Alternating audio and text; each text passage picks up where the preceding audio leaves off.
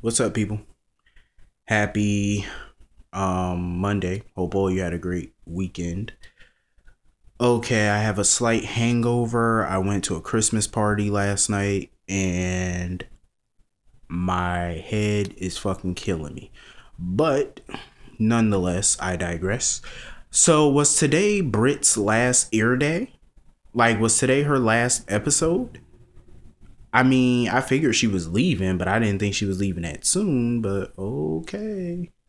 Um, so apparently Sonny and Johnny Zakar meet once again in Pettonville in the yard.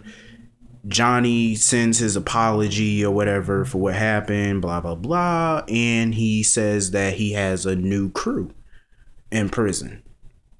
And he has to show them that, he's powerful and stuff like that.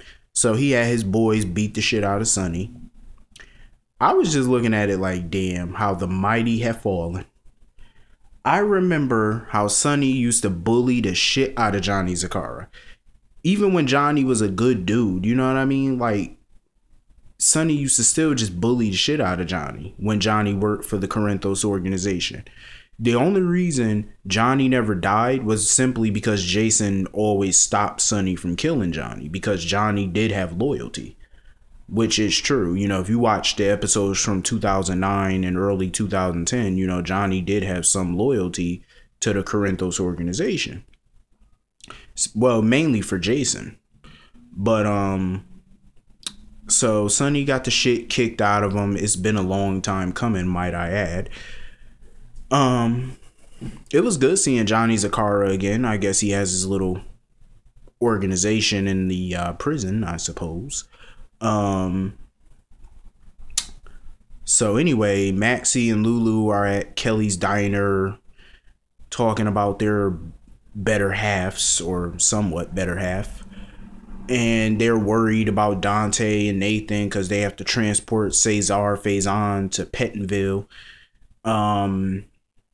I thought Faison was going to Steinmauer. Why is he going to Pettonville? Unless I missed something.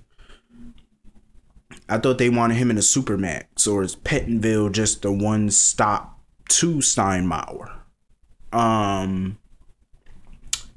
So Sam is in there crying or whatever, and that's when some random dude come in, who we find out later is Jason.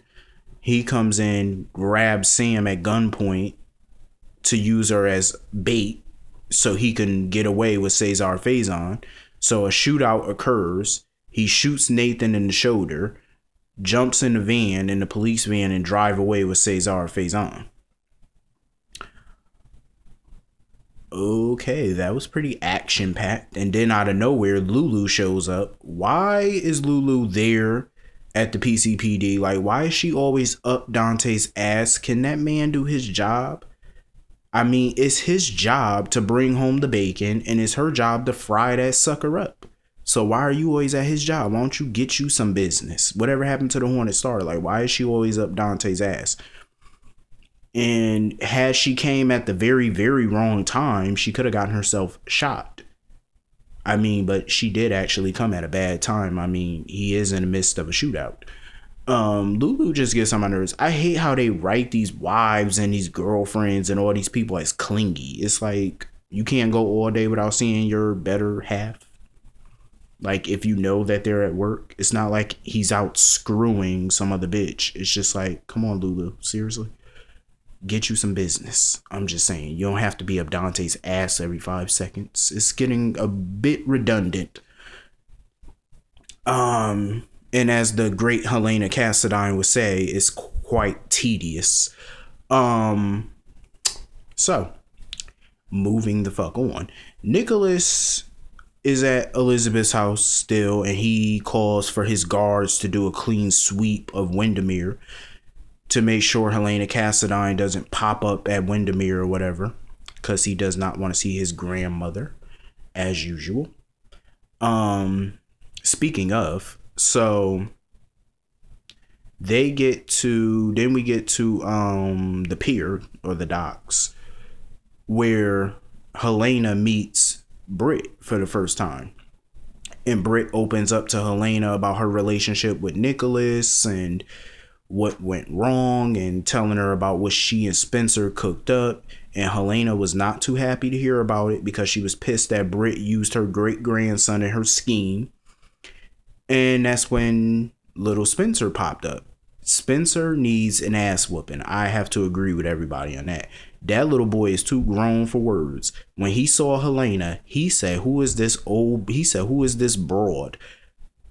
I was shocked. I said, "Boy, you about to lose your life. Do you not know who you talking shit about?" I was kind of shocked. I'm like, how does Spencer not know Helena? I remember in 2010 he had scenes with Helena, even though it wasn't this actor, but he was a little younger.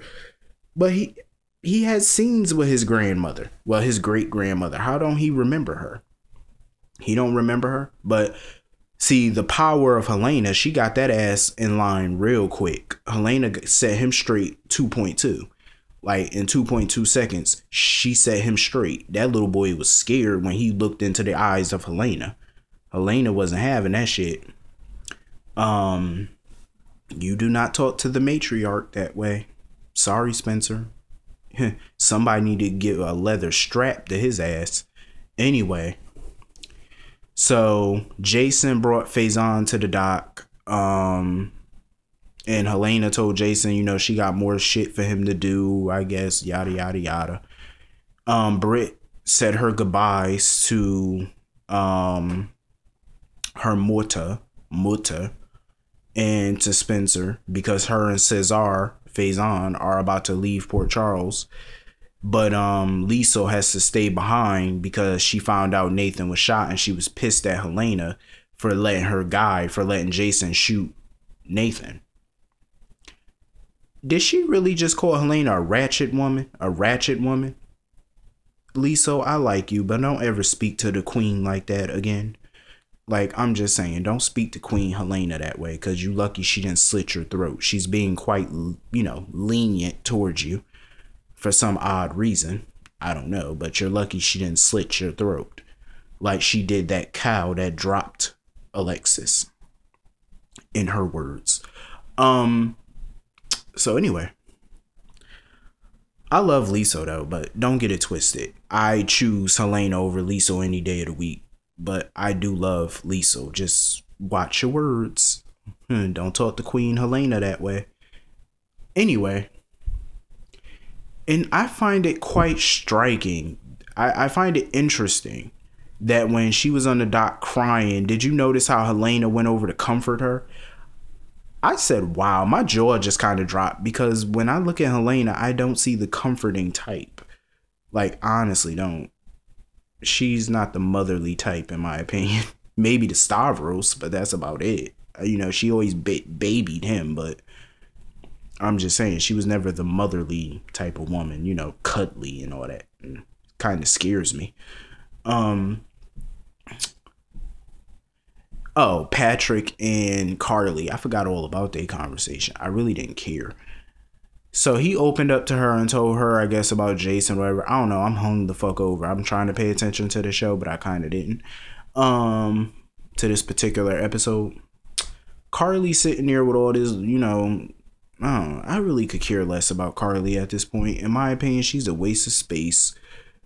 Like, she's a non-factor at this point. Like, what more can you do with Carly? She's a bitch. One that I particularly don't care for anymore. I used to be a big Carly fan, but now I wash my hands with this whore. I really do. I'm sorry, but I do. I wash my hands with this wretched woman. Like, it just pisses me off. Like, and the coup de grace, the real slap in the face was on Thanksgiving, and I just can't get over this. She was at Pettonville instead of at home with her mother, her brother, and her daughter for Thanksgiving. Like, seriously, bitch, you rather go sit up in Pettonville and visit Sunny than spend Thanksgiving of freedom, might I add, to be with your daughter and your mother? Priorities, hello.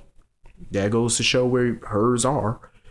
obviously her loyalty does not lie with her kids. Obviously her loyalty to Sonny comes above everybody else, including her own damn children, which is sad and pathetic in itself. But anyway, I hope all you have a great day. I think that's everything I covered. I hope all you have a great day. See you all tomorrow. Have a great day.